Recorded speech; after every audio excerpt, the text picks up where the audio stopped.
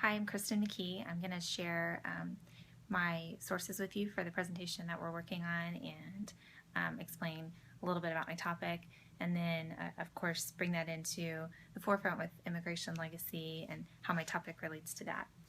So I'm going to start with my sources, and the first source is Land of Their Choice, The Immigrants' Right Home.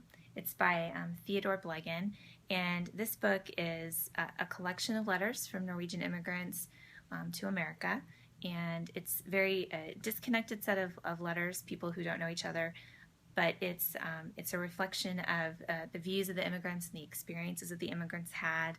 There's a couple of letters that are duplicate or from the same person, from the same individual, but these letters were mostly pulled from the newspapers in Norway and from local community publications. They were written with the intent of explaining to their family how things were going, and then explaining to the community how they could immigrate if they wanted to, or maybe a recommendation that they not immigrate, and what kind of experiences they would encounter, and what to think about before they decided to immigrate, and the costs of things, and etc.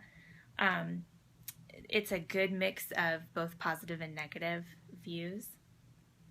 The second source is The Welsh in America, Letters from the Immigrants by Alan Conway.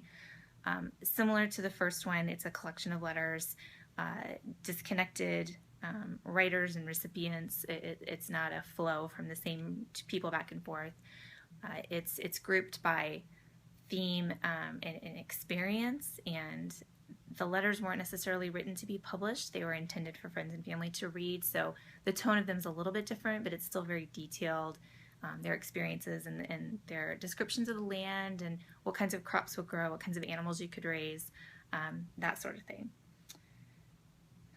The third source is The Diary of Elizabeth Corrin by Elizabeth Corrin, and this covers 3 years of the life of a Norwegian immigrant with her husband, who is a Lutheran pastor.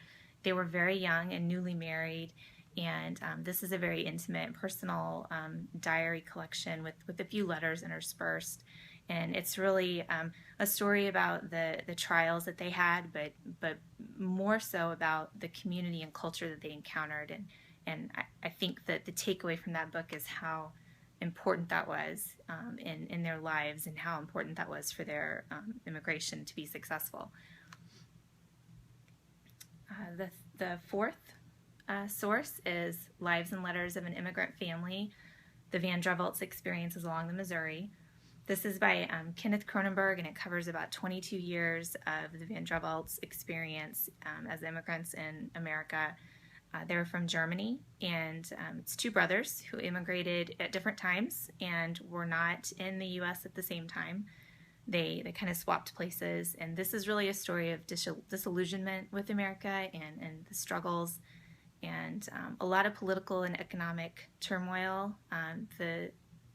The collection covers years of civil war and a lot of uncertainty and economic upheaval and issues with slavery. And so it was a tumultuous time, but this particular set of letters highlights the importance of family and social ties and community very well. And so this is a good source for the argument that I'm making. The next source is Irish Immigrants in the Land of Canaan. This is Letters and Memoirs from Colonial and Revolutionary America.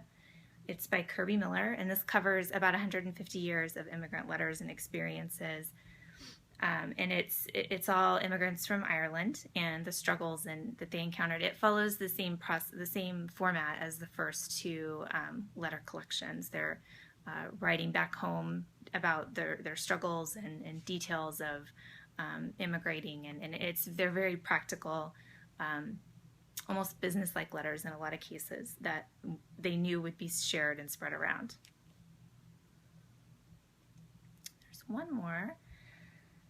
The last source is American in the Making, The Life Story of an Immigrant by M.E. Ravage, and this is an autobiography written by a man who immigrated from Denmark when he was very young, and he makes the claim that he became an American, but he was also disillusioned with America and ended up going back to Europe and living out his life there. And it's a lot of about the struggles that he had and why he ultimately left America. So I think that's the last source that I'm for sure about. And so I'm going to tell you my topic of my presentation is, in reading these, I felt like there were some themes of immigration that came about, and it's in the reasons for immigration. There seems to be kind of three broad categorical reasons for immigration. There's philosophical, which includes political and economic philosophies, ideological, which I'm defining as religious ideology or the lack of religious ideology, and practical and reactionary, which is financial, legal, criminal, maybe family relationship issues. So these are the reasons that people would choose to immigrate and to leave their family behind and come to a new country. And I think that the reasons falling into these categories can be the reasons for success or failure, or for successful assimilation in America. People who immigrate for philosophical and ideological reasons have a broader goal and a bigger purpose in mind, and I think they're more easily able to overcome the small issues that they encounter and the struggles and the economic hardships. People who are coming for reactionary reasons are not looking at the big picture, and they haven't really steeled themselves against the troubles that they're going to overcome, and they're expecting that they're going to come to everything will be fixed, everything's fine. I'm really thinking about what other problems they will trade their old problems for.